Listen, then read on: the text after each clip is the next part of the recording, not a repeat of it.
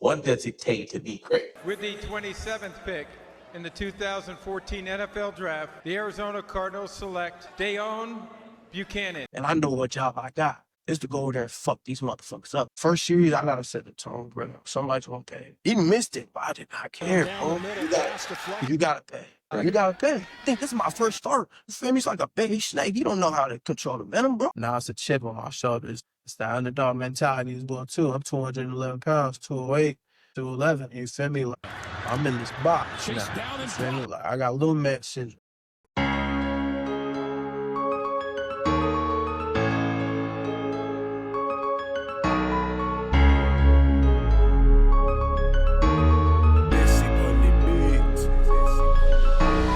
Blew a bag on Da Vinci, blew a bag on some Gucci, blew a bag on some Louis. Pop a bottle, make a movie. Pop a bottle, make a movie. Yeah, blew a bag on Da Vinci, blew a bag on some Gucci, blew a bag on some Louis. Pop a bottle, make a movie. Pop a bottle, make a movie. Yeah, blew a bag on Da Vinci, blew a bag on some Gucci, blew a bag on some Louis. Pop a bottle, make a movie. Pop a bottle, make a movie. What's going on, brothers and sisters out here in the world? It's your boy CP. Let's talk sports with CP. So I got my dog with me. I'm gonna give his kudos first.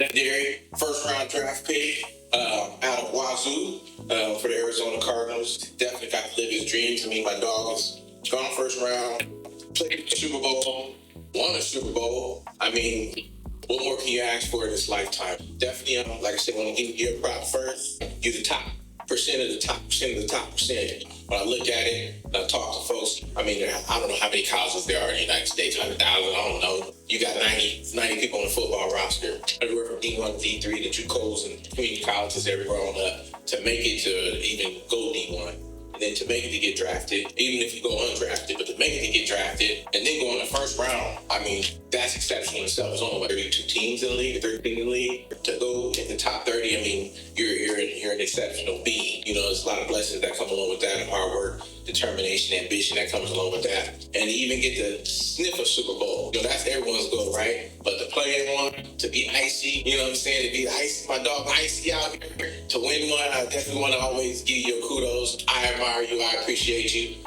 So definitely want to start off with that.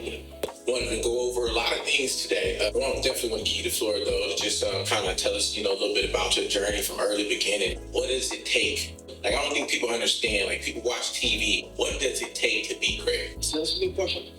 First, bro, I really appreciate that. For real, man. I appreciate what you're doing right here, man. You've always been a man of action. So right back to you as far as giving you your flowers, too, man. You feel me? As far as being able to overcome, you feel me, the different things and trials and tribulations, because that takes greatness as well. You feel me? Continue to change, be a man of action, and continue to pay it forward. So shout out to you for that. So all blessings to God, honestly, man. Like, from the jump, I started playing football when I was 7.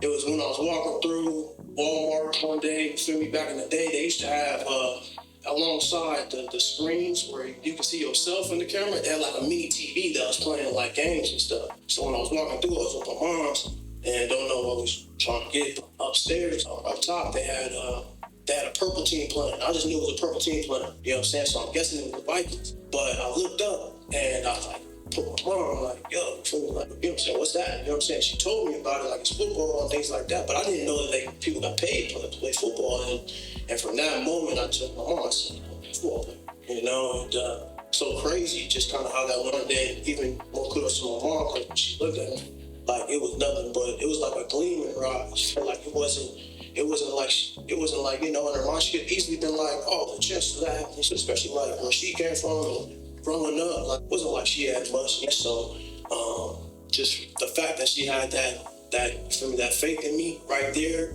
I just remember how she looked at me, you know? Like, she believed in me, and that, of course, that caused me even more to believe in myself. So, like, from that point on, I felt like there was nothing I couldn't do.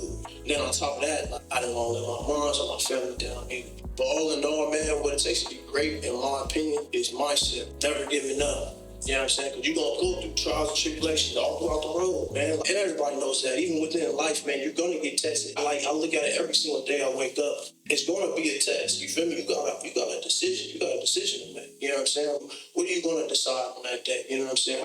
I don't want to say good or bad, but you dang near get up and you can decide to, I'm going to have a mindset to win. I'm going to have a mindset to dream big. You know what I'm saying? I'm going to have a mindset, the consistency, and the drive, and the sacrifice to bet on myself. You know, so like doing that at an early age is something that I feel like my superpower. You know, I was able to unbelievable belief in myself, and I feel like that's a lot due to the people that was around me. Unbelievable belief. That's amazing. I think that might be the first time I ever heard that. Unbelievable belief. So, I mean, we went to your football camp. Coming out of there, you know, OP, Ocean Pier, my dog, he was like, he made it out of here. Do you think it was a little bit easier, like, being in somewhere that was a little bit more remote and, like, less going on, like, outside world to sidetrack your, would you always just, like, tunnel vision and, like, I know what the goal is? So, I'm going to keep it cheap. Like, when I made that decision, there was nothing else really existed. If I'm just keep it cheap. Like, when I made that decision, honestly, that's something I've been fighting with as far as almost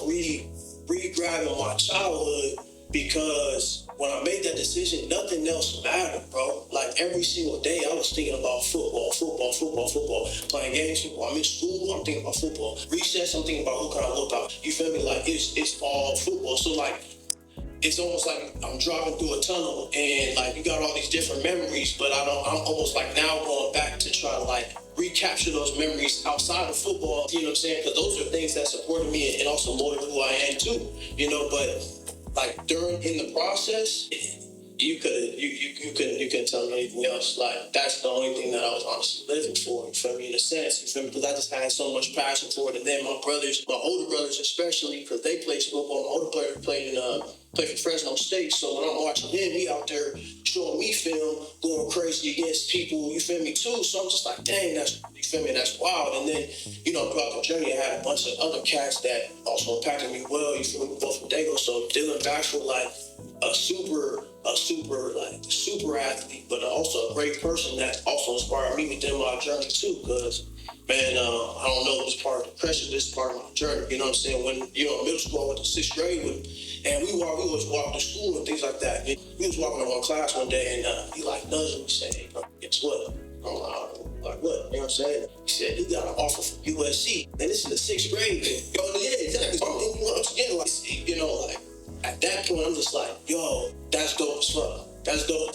I love it, you know what I'm saying? And of course, you know what I'm saying, like, as far as how much of a volley was, I wasn't surprised. But also that drove me too, because one of my deepest things that was in me, I don't want to say fear, but it was something that did put a little bit of, like, it made me scared a little bit. If I didn't put everything I had on that field and I was sitting on the couch and I was watching somebody else that I grew up with or somebody else that I knew that was out there on the field and not me, you know what I'm saying? And not to say that I'm hating on anyone, I would never do that. I want the most success for everybody. But if I didn't put my best foot forward every single day, like empty the tank every single day, like I would have been cool if I didn't make it, but I emptied the tank and the cars just didn't stack my way, I'd have been okay with that. But if I didn't put everything I had into my dream, into my passion, I was sitting on that couch and I'm over here looking, I'm like, dang, and I'm making excuses, or if I didn't do this, that, or if I just did that, that would have hurt me a lot. So I made it,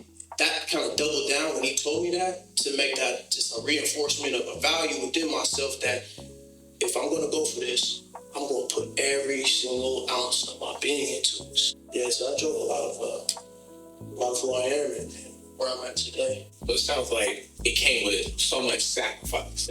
I think that's what a lot of people have to realize about being great, right? It's like, what are you willing to sacrifice? Like, what are the things that you sacrifice? I mean, because from knowing you, I've known, like, you've pretty much always been, like, kind of like the underdog, right? Like, from high school to going to college to, you know, people doubting you and you coming back stronger. Like, you've always been, like, relentless in that aspect that I'm going to come back stronger. Hey, how about sacrifice? What are the things that you had to sacrifice to get to where you were going? So I appreciate you saying that, you know what I'm saying? And that's a fact. But I have been an underdog through a lot of my life, and even throughout my journey as far as when it comes to career. I wasn't a 5-star guy and things like that coming out. So I appreciate you putting a spotlight on that. But I also relished in that fact though too. You know what I'm saying? Because, you know, when I first got into high school, I wasn't maybe 120, 115, you know what I'm saying? So that had a lot of other people, you know what I'm saying, underestimating me too, until, you feel me, so I step on the field, which is okay with me, you know what I'm saying? Because I already know what I'm about, and I already know what I'm, you know what I'm saying, what I'm about, and how I'm actually like come out and show out. But when it comes to sacrifice, I feel like that's one of my pillars that I can pride myself on, but I would say anybody else as well too, because if you want something, something else has to go. And how I kind of see it in my mindset, the bigger something is, the more that you have to sacrifice. Like you have to decide, for instance, all right, if I want to dedicate more time to, I want to get better grades in a certain area. Whatever that goal is, I want to get straight A's within school. All right, I might gotta not watch TV for a whole month, like no TV, and in place of that TV, I gotta put my work first. So as far as when it comes to sacrifice, the things that I sacrificed the most was mostly just going out. It wasn't like I wasn't a big partier, especially through my younger years and collegiate years too. You know? But I mean, at that time, I didn't know what I had sacrificed. I only seen football. I've said that before. Even when I go back home, I'm getting all mad at it. You feel me? And I'm imagining like, okay, we run this play. You know what I'm saying? So, all right, I'm thinking I'm out there for real. You know what I'm saying? Like even that's me. You know what I'm saying? Oh, Troy Polamalu. I'm thinking that's me. You know. So, but the different schemes and things like that, I'm like, okay, I play these games. You know what I'm saying? Like so. I would do it like this. I'll come back and then I show and then I get out. You know. So a lot of it was a lot of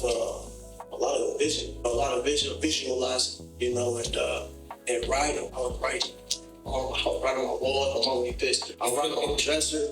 Like all the schools I wanted to go to, and of course with my books, and then I would say it's already done, affirmations, and God's name. 100%. There is no life without sacrifice, honestly. So, you know, if you want something to change, you have to take something away to make space for it. So collegiately, right?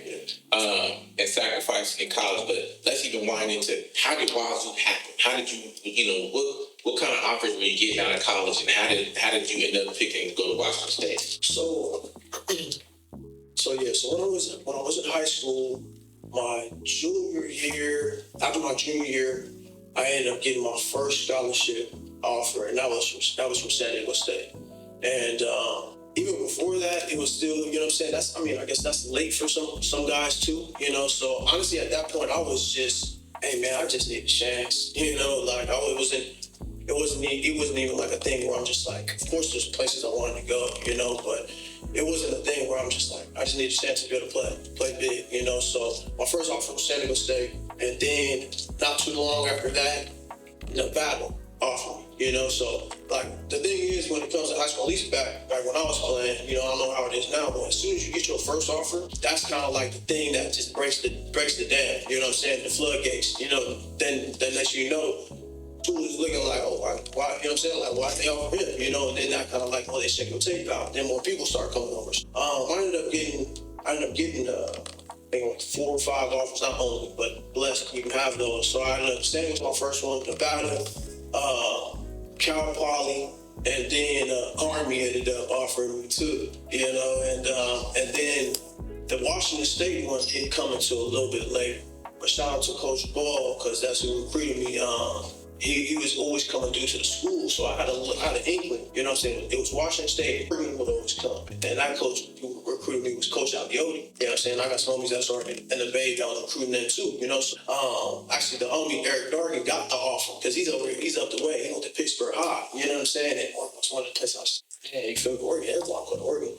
Either way, Coach Ball always kept it chill, always kept it real and honest every single time. And when he came and offered me, I was excited, without a doubt. So as far as how it happened, it wasn't like a thing where you really expect it. It's just, you know, you got different recruiters that come in. They always do the size, like every single time they do the size thing when they feel like have you open your arms up and all this, you know, just extra stuff. You know, so you think, you know, when you're like, it's like, man, anything. Come on, what? You know what I'm saying? You trying to stretch your hands extra big. Oh man, I'm on my tiptoes, like, you know, so just I mean, honestly, that the essence of that, I miss that in a way. I missed that in a way because it was pure. You know what I'm saying? Like that was at that point there's I know this is part of the journey. It's one of the first steps in my journey to becoming where I want to be. You know, so once again, when I got that San Diego State offer, that was kind of like a weight off my shoulders. And then at the same time, I was from San Diego, so I was like, oh man, I'll be able to go back, and I got some people out there too. So it got some ball rolling for you. Absolutely. And then everything else just kind of started happening. And I took one official visit to Washington State. And when I got over there, I was just like, oh yeah, this is where I want to be. And especially if I'm going to be playing USC, you know what I'm saying? I'm playing Oregon, I'm playing UCLA, I'm playing big name league, and that's all I want. I want to make sure that I'm playing against the best competition. You know what I'm saying? That's what really sparked everything. A San Diego State offer really set the way. You know what I'm saying? For other teams to be like, oh, okay, who's this guy over in Fairfield, California? You know what I'm saying? Over at Vanden, you know what I'm saying? And is he worth something?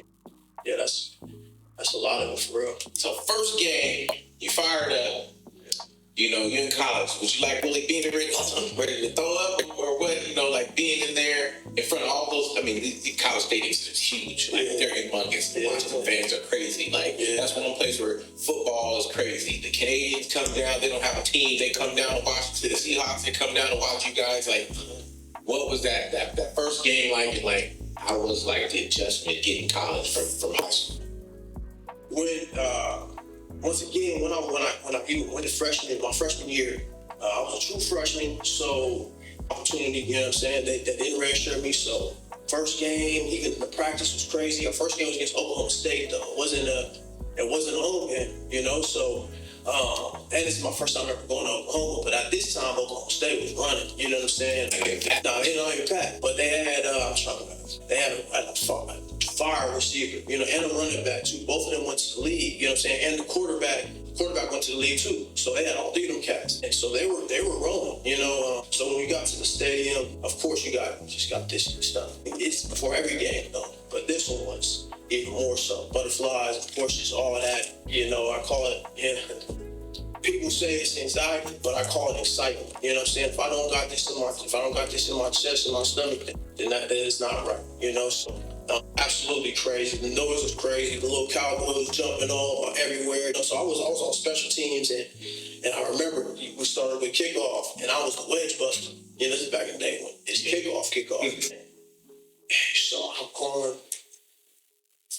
Crowd going nuts, start looking surreal. Bro, I feel like my feet was floating off the ground for real. Like it's third person, bro. That's the best way I can explain it. Like extreme third person in these situations. Like, but when the whistle hits and it goes, it's like you don't even hear the fans anymore. Like it's almost silent. Crazy enough, it's like silent. Now you're running full speed, and I know what job I got is to go over there and fuck these motherfuckers up. It's not even make the tackle. You know what I'm saying? So I already know that shit in my mind. So, bro, it's kamikaze. You know what I'm saying? That's what's in my head. You know what I'm saying? Like, that's what's in my head. You feel me? So I'm going down full speed, two big ass. Feel me? And at that time, you can grab the hands, both hands. Miss both.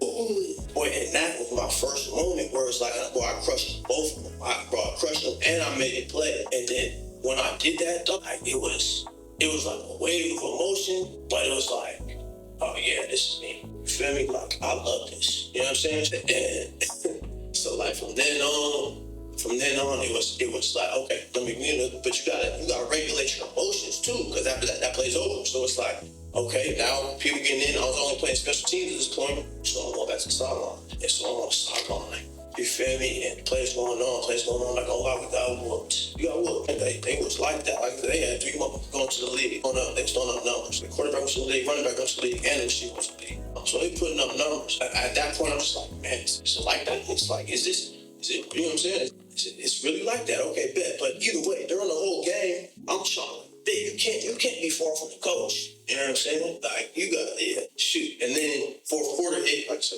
look, shoot, they called my name. Like, I was already on the fit. If you ain't got to call, you ain't got to say my name. That's why I say to young bulls, too. Like, you got to be chomping at the bit for the opportunity. The coaches don't even matter, bro. You know what I'm saying? You got to be thinking, bro, I want to be on this field, bro. So I'm going to be as close to the field as I'm going to be dangerous. I'm going to be drawn. They got to tell me to back up. Like, you got to be on that.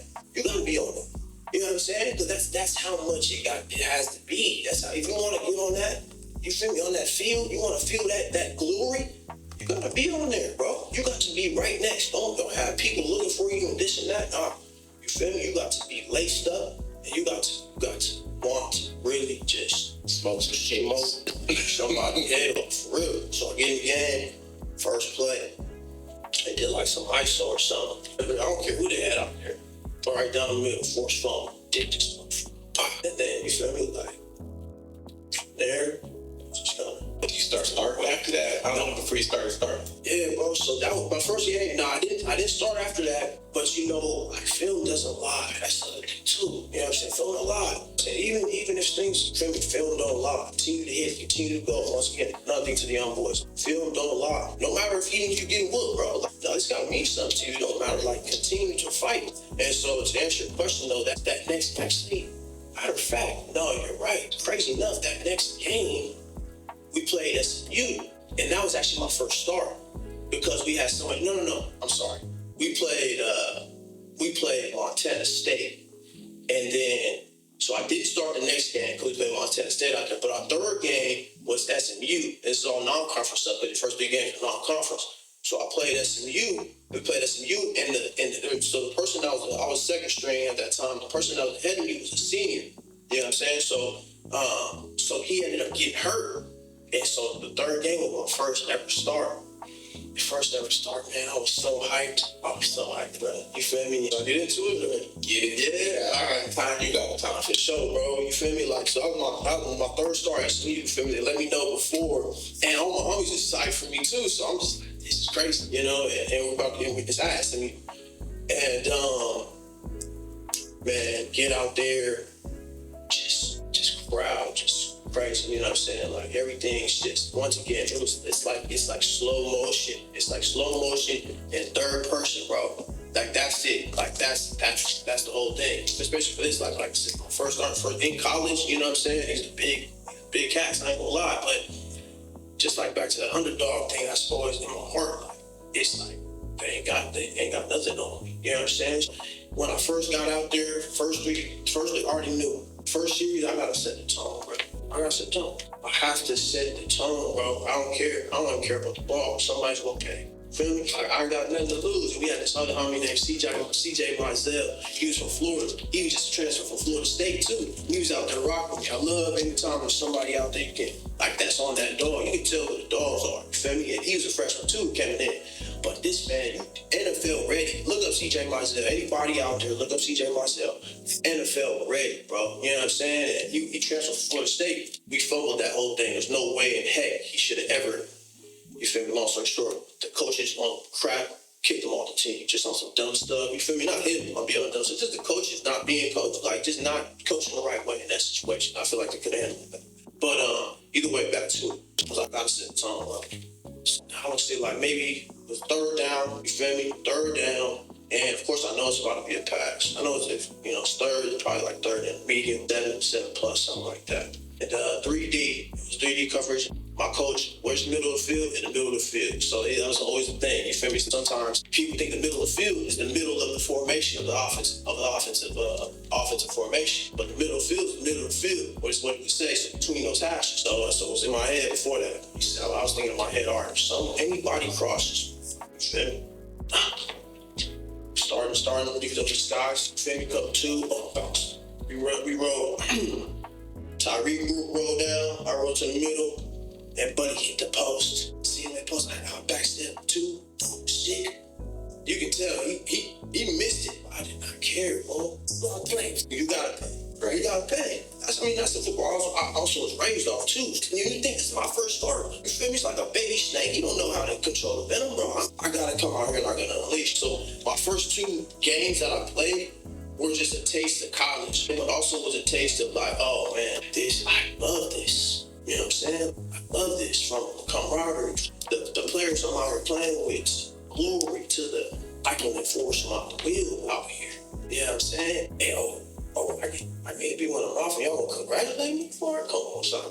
You feel me? Like, so I don't want to quit. Yeah, so that was just a little bit. You definitely come from the old school style of football. Nowadays, you hit a defensive receiver like that, they fine with a penalty. Absolutely. I mean, well, did they have a change in coaching staff or something at some point at Wazoo, right? Like they told you it's too small, playing safety, and you came back stronger, right? They never told me I was too small, you know what I'm saying? At that point, you can't, you know what I'm saying? Once again, film does not lie, bro, you know what I'm saying? But it does get to a point where it's like, there was a point where after my second year, I was like 165, you know what I'm saying? I was 150, 165 out here, you know what I'm saying? And my coach one game, he was like, hey, you don't get over 170, you're not gonna play. And so he had put one of the other homies, you feel me, to make sure I was going and getting all my meals and stuff. But you know what I'm saying? In my mind, I'm like, bro, crazy. But at the same time, like hindsight, he knew that if I would have put on more weight, that would have took me to a whole new level. You know what I'm saying? But at that time, I wasn't thinking that way. I'm thinking like, hey, bro, I'm out here making plays, bro. Like, I'm out here, I'm not even just making plays. I'm out here I'll do whatever it takes. You feel me? So I didn't think that mattered at that point. Needless to say, later down in my career, Washington State, fight won't click. You know what I'm saying? So, but long story short, at that point, when I was like 165, I was crushing peanut butter Eggos and lacing them things down. I was hitting freaking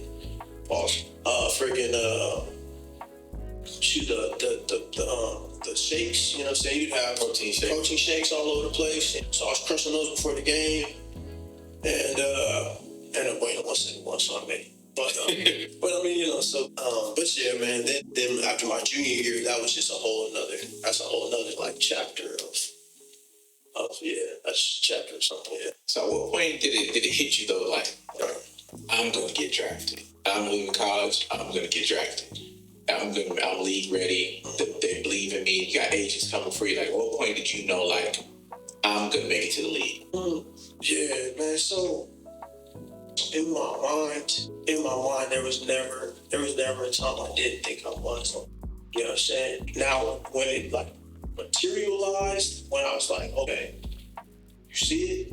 It was after my sophomore year, I got smallish. You know what I'm saying? You know, but that was like second team stuff, and I knew I could even be way better than that. You know, so at that point, I was like, okay, there's a couple of shirts, things like that, but I knew I had a chance, an opportunity. It was just up to me. You know what I'm saying? Like, it was just up to me. It was only a matter of time, and time doesn't exist, so it's only a matter of me. Like that goes in my head. You know what I'm saying? Like, so when I'm seeing the things, okay, where can I get better? You know what I'm saying? Where can I grow from this? You know, like, all right, they're saying this, whether it's like, I just need a chance. If they're saying free agent, I'm not even really thinking about out here in the NFL because it's only my second year. But in my mind, I know what my goals are. You know what I'm saying? So I'm gonna do whatever it takes to get there. So for when it clicked for me, honestly though, was after my senior year. That's when it fully clicked for me. You know what I'm saying? After my junior year, going into that senior year off season, I ended up gaining like 20 pounds. And I gained 20 pounds because that's like going back to that last story. Like that's really when it was like, oh, if I want to, just like I said, I'm thinking about how I can get better. How can I get better and give myself the best chance to get to where I want to be? I'm going to do everything in my power to get there based on that little, I hate the word fear because you have no fear, but that little piece of, oh, I don't want this to happen. You know what I'm saying? Of me sitting down and watching somebody else or me not giving my all in the pursuit of my dream. You feel me? After my junior year, into the off season, that's what I was thinking. I was like, this is the thing that needs to be done for you to get to the next level. You're going to have to put on some weight. You're going to have to be able to move around. You know, so ended up getting 20 pounds during that time. Went to my senior year. And then she lit it up, you know, so, and then after my senior year, that's when it kind of clicked for me, like, okay, I got a shot. Somebody's going to give me a chance, at least, and that's all I need. Give me a chance, and I'm alone. Combine. Let's talk combine. I don't really hear enough people talk combine. Combine sounds like a whole week of fuckery. What is the combine like? Being prepared for, I mean, everyone trains for the combine. They only think about skills challenges that you do. But the behind the scenes of the combine, meeting with teams, meeting with the coaches, GM, the questions that they ask you, like, you know, like you said, everybody's trying to get a little inch. Everyone's trying to get their arms a little longer. You know, like, everyone everyone's trying to be there, but what is that combine like? That joint's just a mosh pit, bro. I'm not even gonna lie. It's a mosh pit, but it's also a mental game. You know what I'm saying? It's a mental game. I feel like, honestly, the easiest day was the actual running, working out. You feel me? The drills, the 40. That was the easiest day out of the whole time. So I think they set it up in a way.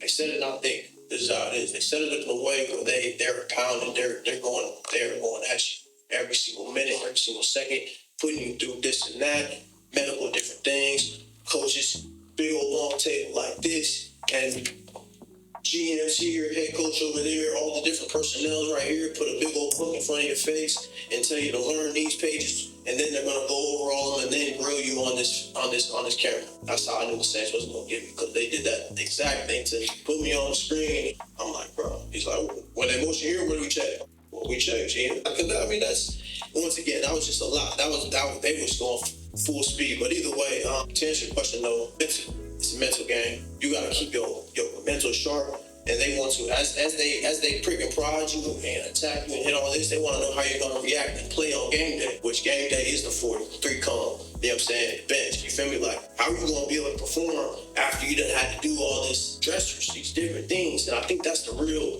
thing, especially for you feel me? Anybody that's going into the combine, anybody that's going into, you feel me, into that realm, is, man, make sure you're breathing right. Make sure you're taking your time to be able to give yourself rest. You know what I'm saying? Don't get too over emotional about the things that they're asking you. You know what I'm saying? Because they're gonna ask you dumb questions.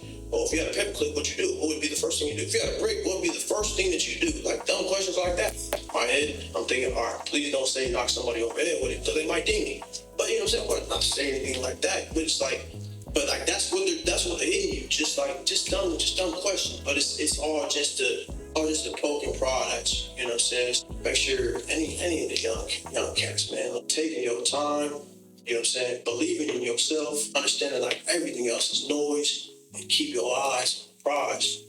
1,000%. So it was crazy though, the whole time. You ran a 4.4 in the 40. You probably like 208 pounds or something at the time. Ran that 4.4. Yeah. Was you expecting to run the 4.4? Yeah, I was 211, and yeah, well, I've always been fast, you know. So it was during my trainings, that's where it was at. It was like 4.5, 4.4. You know what I'm saying? Like, and so shout out. So for the most part, did yeah. And did you have a great suspicion that Bruce Arians and the Cardinals were going to draft you? Did you know that's where you were going? That was my best visit by far, absolutely. And I did actually, because Coach Bowles, before I left, he was like, I'll see you back here. You know what I'm saying? Like, he pretty much just told me there. Like, I knew that they did like me, you know what I'm saying? I took about 14 or 15 like official visits. So like out of all of those, I could tell like Arizona, you know, may like me the most, you know what I'm saying? It may give me a chance. So that excited me, you know. It was just a great organization. PA was, you know, he's always been solid, always been cool. And then even, you know, Coach Palm, Coach Foot, the whole coaching staff has always been solid. To answer your question, yeah, it was if anybody, it was them. If I had to guess, it was gonna be them. Coming out of college, you was projected first round, right? Or for like the first, second? Yeah, it was, you know, it's like some had second round, and then there was some that had first round too. So when they called your name, what was that? Like, what was the thought in your head? Like, what came to your mind first when you had to walk across the stage and they called your name? You 27th pick for Arizona Cardinals. Like, what was like?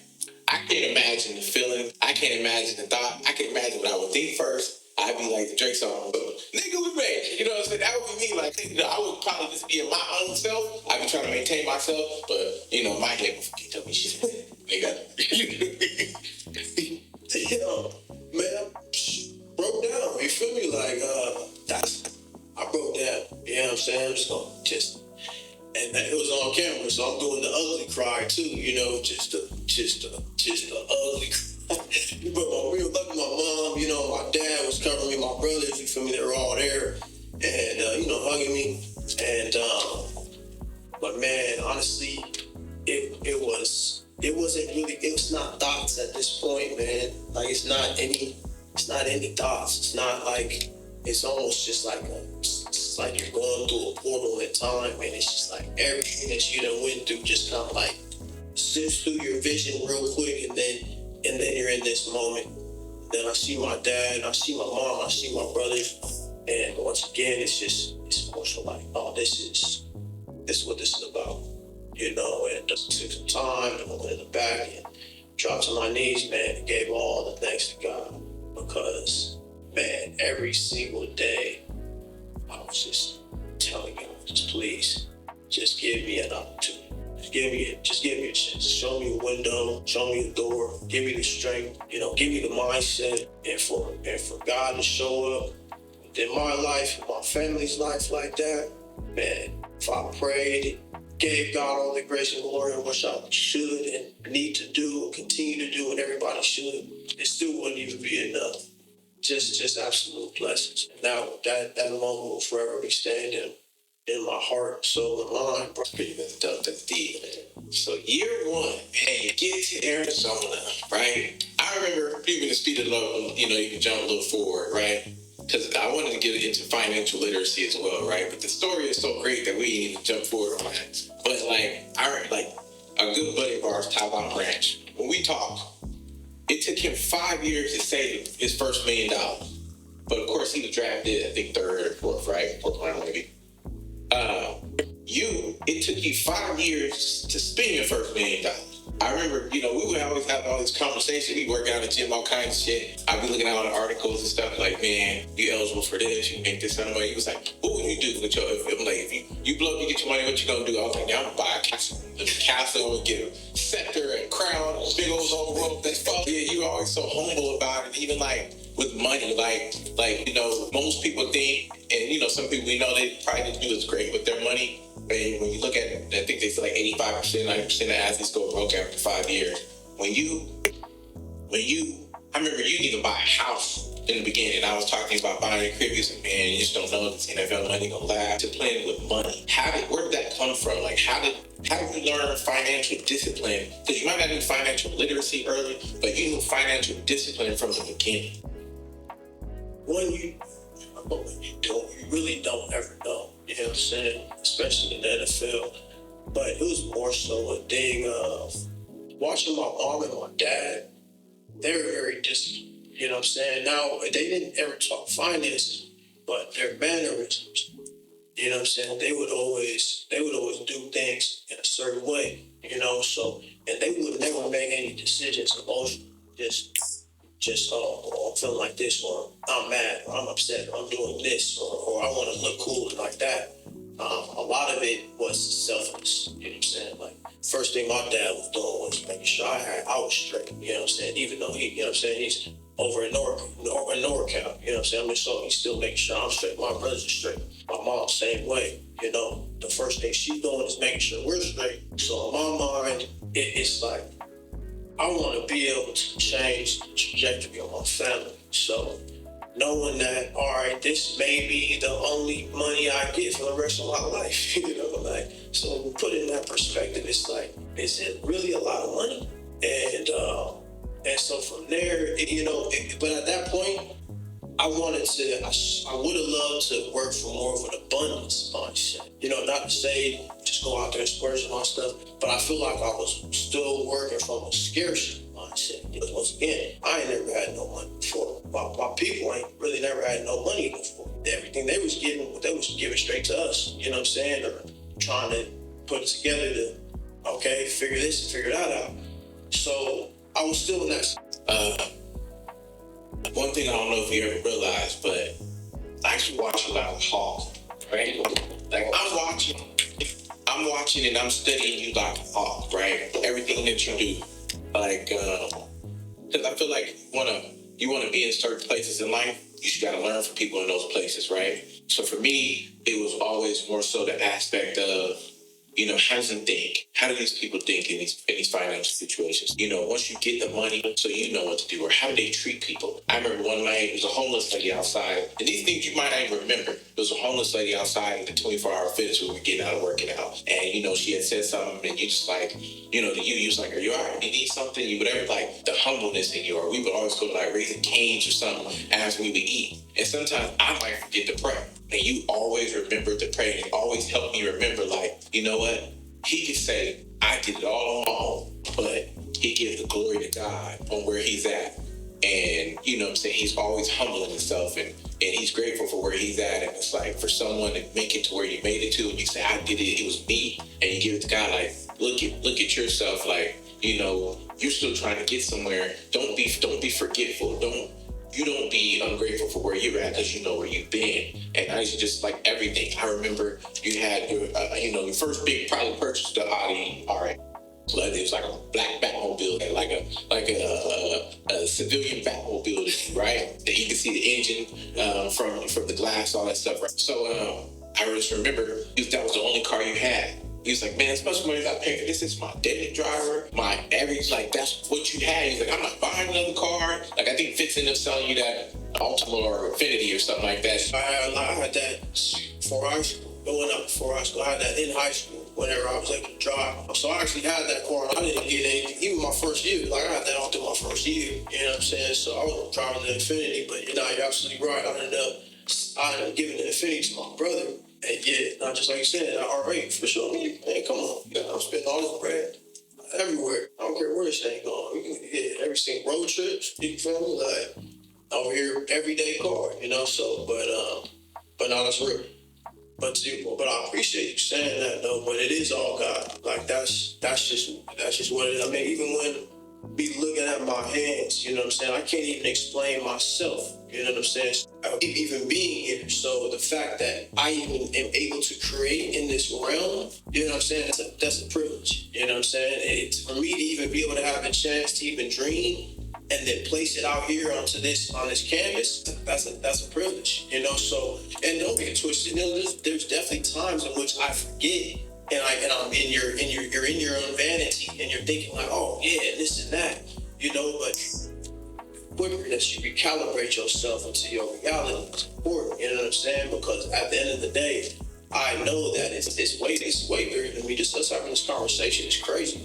Us living in the same room at the same time, in the same place, then you're so blessed to be able to, God blessed me with the ability to be aware of those situations, and more so, I was blessed with great parents.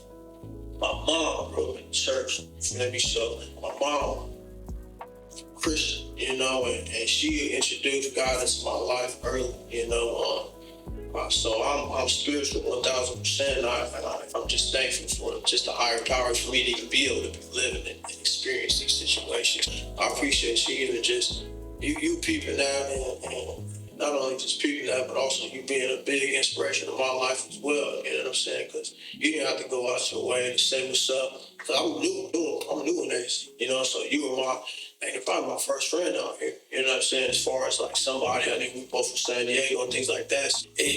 You helped me get comfortable in a lot of different places and a lot of different settings. Cause like I've never been to AC before I got drafted. You know what I'm saying? Which is me and my family.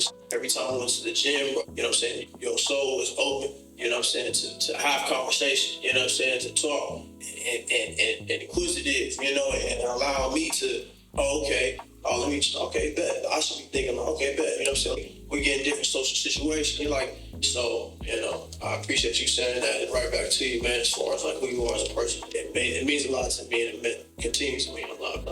Appreciate it. Yeah. But yeah, definitely, like I said, I'm watching everything, and honestly, like, I appreciated you, right? I appreciated you being who you are. And even people have the stigma that rich people or famous people or, athletes, whatever, they're not like regular people. You can't really talk to them. You can't, they're not approachable, right? And you were so approachable that you opened up to me. You allowed me to be around. And like, even though I'm older than you, I looked up to you in so many ways. Like, I looked at your physique.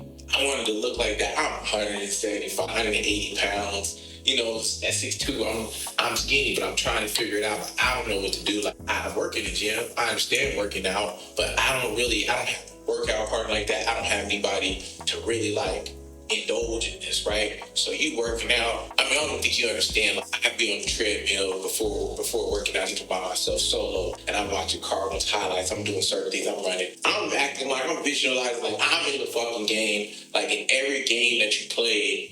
And I would go to all these games all the time to go watch. And it was like, Like, I'm just envisioning, like, I'm like kind of living this journey with you, right? So it was just always so interesting to just talk about it. And us as fans, right? We have this perspective of the game of football, how things work. And then you give me like the behind the scenes of the business and like even what goes on with it, right? You come here, you drafted at safety. I mean, Cardinals had all kinds of safety. Tyrann is here.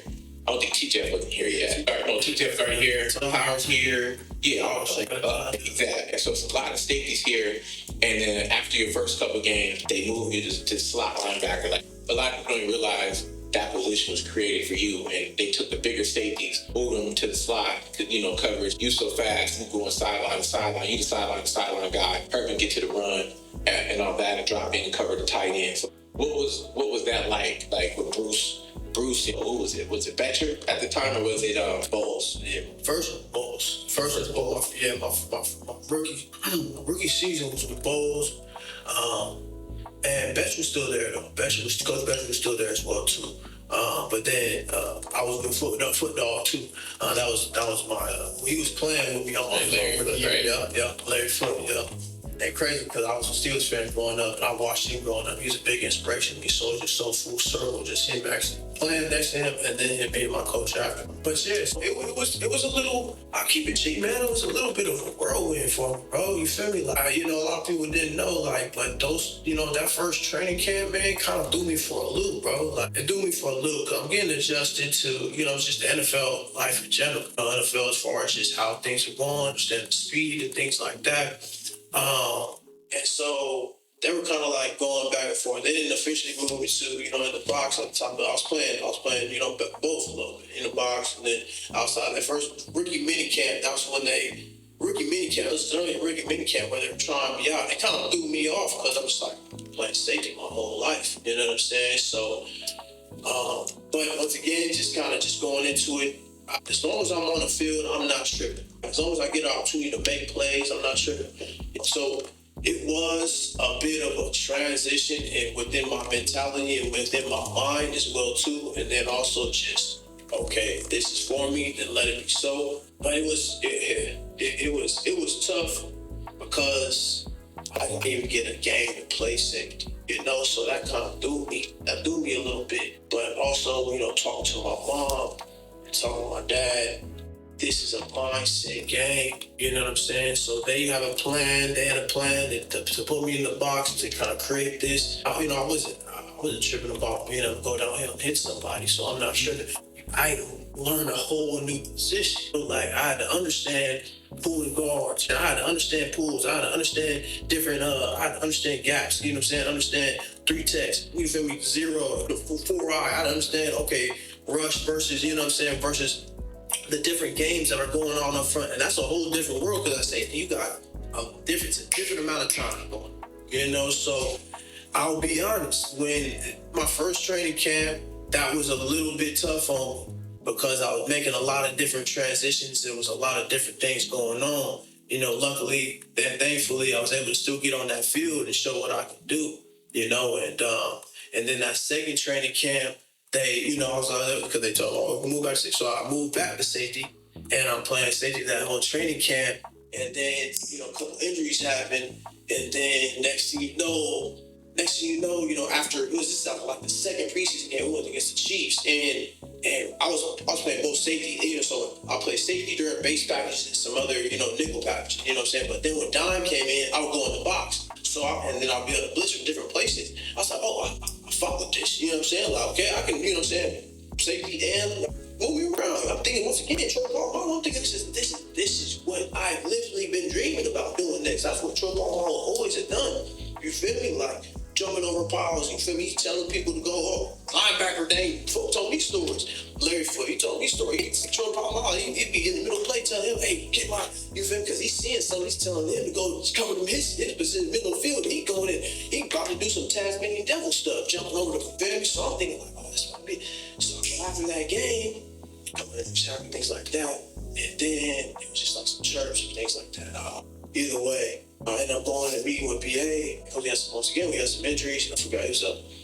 Darren Washington, super, he was, he was a dog linebacker, but he was still injured, you know what I'm saying? Things like that. We had some other injuries in the linebacker room. It was, Coach, BA, he always keeps it G. That's why I always appreciate it too. It was an option. It was a choice. It wasn't like, oh, hey, we're just gonna put you in here. Sat, we had a conversation, and he asked, like, this is what's going on, you know what I'm saying? And, we need your skill set here, and my first question was, is that gonna get me on the field faster?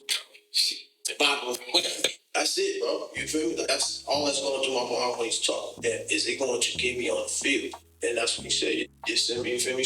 But then that's when my mindset shifted. He was like, okay, well, if this is for the sake of being on the field and y'all not playing with me, then that's cool. And once again, I relied on his word. Once again, at that time, this is my second season. Coach Foot, he keeping his G with me too. And I'm gonna be in his room. Once again, I watched him growing up, so that was also like a dream to me as well. You know what I'm saying? And Foot keeps it all the way G. You know what I'm saying? And even Coach Pump, everybody in that building always kept it real, and that's why I love them, even just to this day, just because that is something that's rare, especially in this league. People would just be yanking your chain this way and that way, telling you to your face something, and then they go behind the scenes and talk to the coach and hobnobbing and gossiping about you in the back. That's a lot. I'm sure that's in life too. You know what I'm saying? So, but so it was a choice, and that got me on the field faster.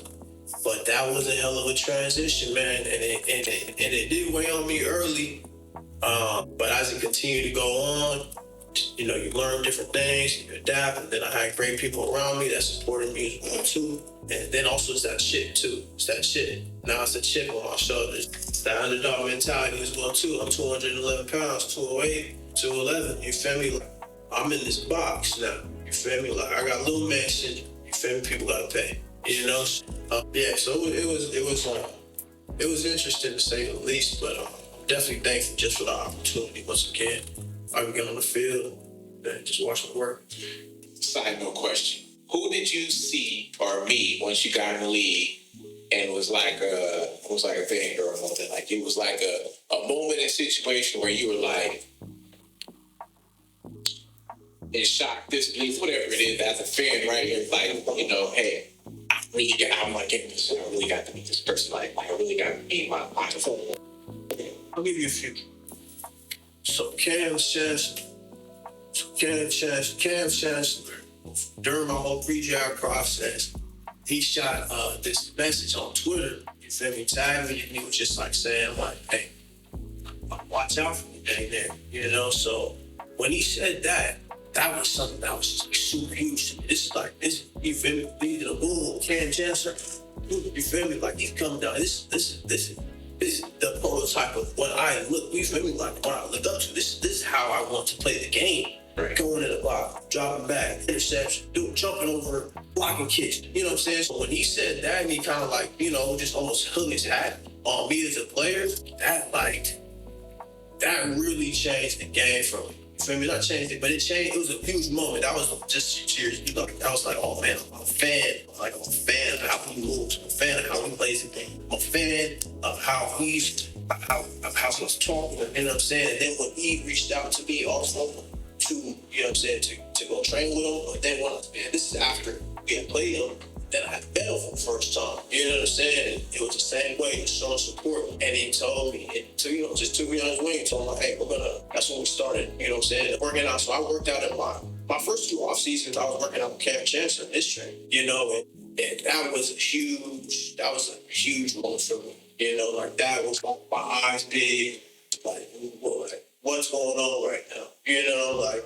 And then a couple other ones was I had the opportunity to play with some of the best players ever, and in particular, man, he's probably the best all-around football player I've ever seen in my life. And that's Tyrone Matthew, for sure. Like, hands down. And him, of course, Pat P. You know what I'm saying? That goes without saying. Him and Pat P, they were just freaks in nature, bro. You know what I'm saying? But on top of that, not only did they have the intangibles, Tyron, he was just such an oddity because it's like, man, he's just the attitude. The ball is just in love with this guy. You know what I'm saying?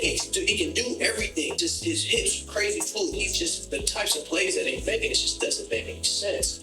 You know what I'm saying? And then on top of that, it's going to come down. He's going to don't really get out. Feel me? So I rock with that too. I'm like, yeah, I can live here. You know what I'm saying? And Pat P is like a perfect storm because you usually got guys, you see it all the way through. I've seen a lot of players, bro. I've seen a lot of different cats. I've played against a lot of different cats. But you got guys that either are just crazy, got the intangibles, all the speed, all the height, all the skills, all the everything, and they just kind of just float all the way through because it's like they're like that. Then you got the guys that are just like, mentality, like, I don't give a fuck, you feel me? And that was a lot of me, you know what I'm saying? Like, I don't care, I don't think I can pat off the work ethic, the drive, the passion, you know what I'm saying? The leadership, you know what I'm saying? And then the humility, like he's teaching everybody else. He be in the film room and he's got his own film session while he's watching the defensive team film session going on at the same time. You know what I'm saying? And so like the coach is actively asking questions. I'm sitting right next to him.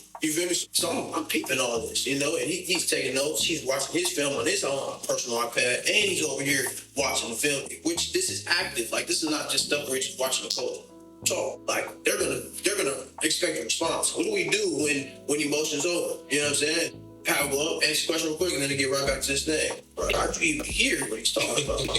You feel me? But that's how It's crazy. well, crazy. I think the craziest thing I ever seen Pat P. He was guard, and I forgot who he was guard, and caught the craziest interception of a lifetime. I think it has to be the greatest interception I've ever seen, maybe in history. The ball went over Pat P's head. The man reached over the defender, in front of the defender, and took the ball. Like, I'm behind you. And I jumped up and I reached over the defender and took the ball from in front of you. And he took the pick like that. That was the craziest thing I've ever seen him. And I think Deone is the greatest corner of all time to ever live. After that, when we're talking Champ Bailey and Charles Woodson, you know, those guys, Pat P's probably in that, he's definitely in that top 10, right? But like, that's the craziest thing I've ever seen.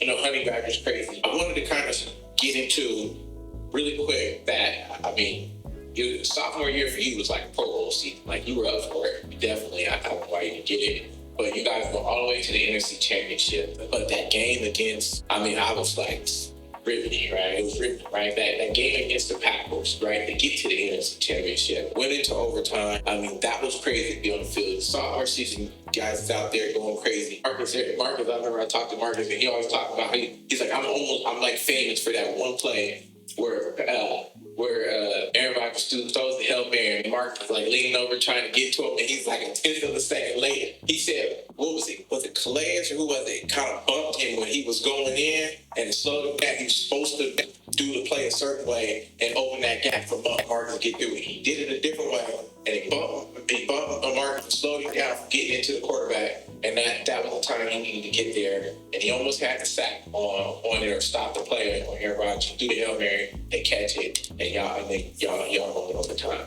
I mean, that moment, even being on that stage in that game, I mean, it was y'all. That season was a nice season. Everything, you feel me? Going on, just collective of guys, stuff was all the same. You feel me? Just all together like that, just seamless, you know. But also, when it comes to coaches, front office coaches and players, like everybody was on the same page. And then, especially as players, we're just so tight knit. Like, we want to start going other places. You just know that was a championship team. You feel me? Compared to other places, like other places aren't really taking the time, we get to know each other like that. It's kind of like after the practice done, everybody's going their separate ways. You feel me? But to get into it as far as the NFC Championship, man, that's big lights. You know what I'm saying? Like that's the first time I've ever been in a situation like that. But it's a different era. When it comes to playoffs, it's a whole different era. You know what I'm saying? Like, this is do or die.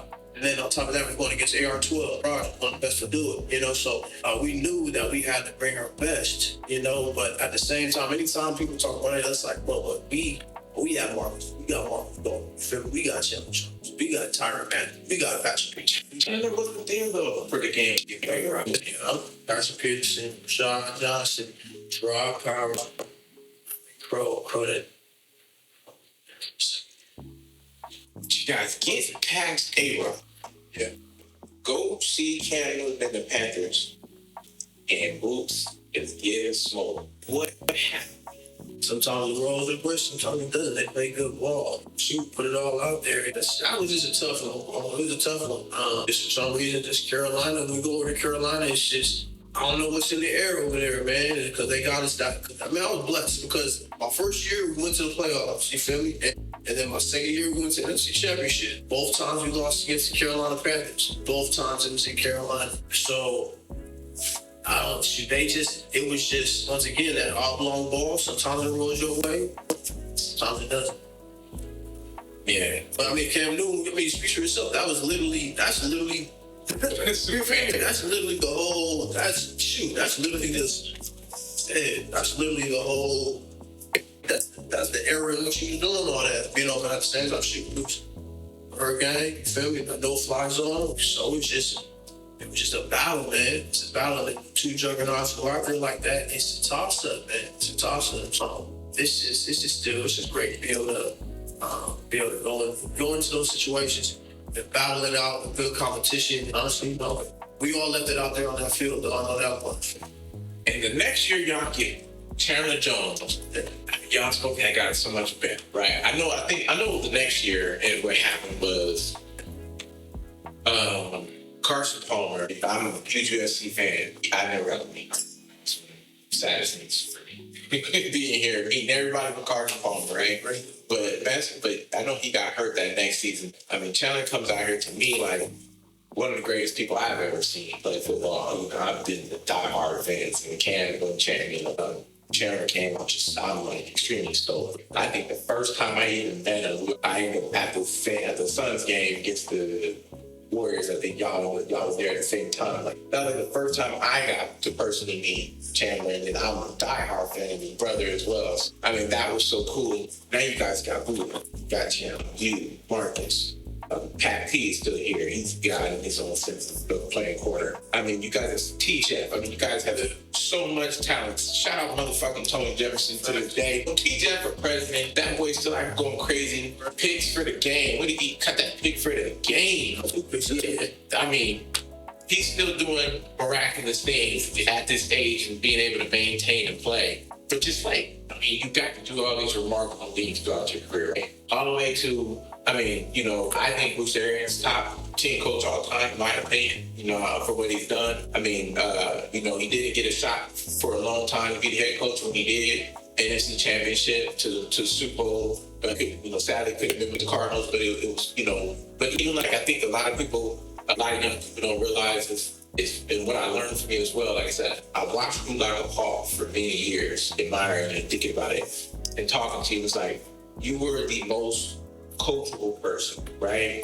You always head down mentality. Yes, sir, no, sir. I got you. And just go out there and what it takes to get it done. And I think a lot of these guys don't realize, and some of them struggle with getting a job.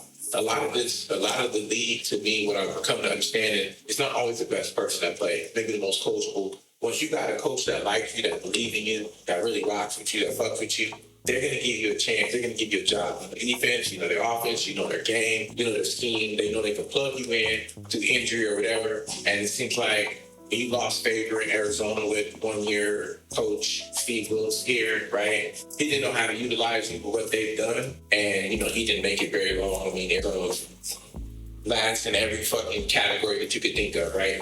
When you look at everything and going out there and like, a lot of things that these young boys they need to understand is being the most coachable person in the room, right? And making sure that you make these relationships with these coaches so you can have longevity. Because you got 7-8 years out of the league, average is 2.5 maybe. How did that work out in your favor? Because you end up Super Bowl champion off of the coach that drafted you for a whole other team, which no one can foresee that. No, that's real, man. Now everything's changed, bro. Like everything's changed. You feel me? Not only just within this, everything in life has changed. You feel me? And you continue to understand that. It's how quick you're able to adapt. You know what I'm saying? Not how many times you get knocked down, but how many times you get back up. So those are all things that I had to learn throughout my not only throughout my life, but especially throughout my career. I had a lot of those moments and I had a lot of those times, so it's how you're reacting, you getting back up, everything's changed. But also to any of the young boys, I would say realign your goals, man, every single time. You got a goal, you know what I'm saying? Like don't get complacent. Realign your goals and then go after it with everything you got. And you have to be able to listen to the advice and the people that all, you know what I'm saying, that is actually people that you can, mentors that you look up to, or people that you see do that thing where it's like, okay, I can listen to that. Now, it doesn't mean that, okay, you listen to everything, but you at least keep your ears open and you respect people when they're talking. Because, like, bro, I've discarded 90% of the information, you feel me, people have told me. But that 10% allowed me to be even a better player. You know what I'm saying? So it's like, if you already closed-minded to a bunch of stuff, you know what I'm saying, just because you think you know it all, and just because you want to talk about it, you're gonna miss out on the one true gem, or people ain't even gonna want to invest into you. You feel me? Anything, you know. So it's like, it's always the better play to just, all right, let me relax and listen. You know what I'm saying? And then if it's nothing that I get from it, he's a fool. Then you don't gotta say he's a fool. Just don't listen to it and continue to do what you think. You feel me? But once again, you got that 10%, that 5%, that person that you've been watching, he gave you some gold. That's gonna last a lifetime, bro. Certainly. Yeah.